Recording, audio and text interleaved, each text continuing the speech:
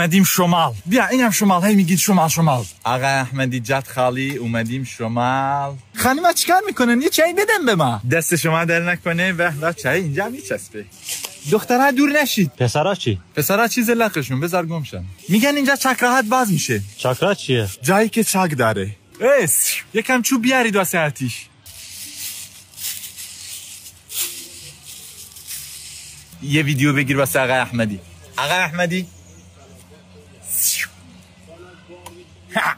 آقا احمدی این ور دریه است، این ور جنگل. درخت‌ها نمیذارن جنگل رو ببینیم.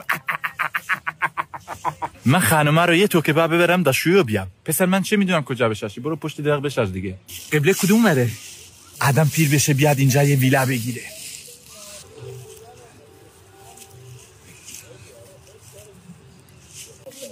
اینجا کثیفه، نشینید.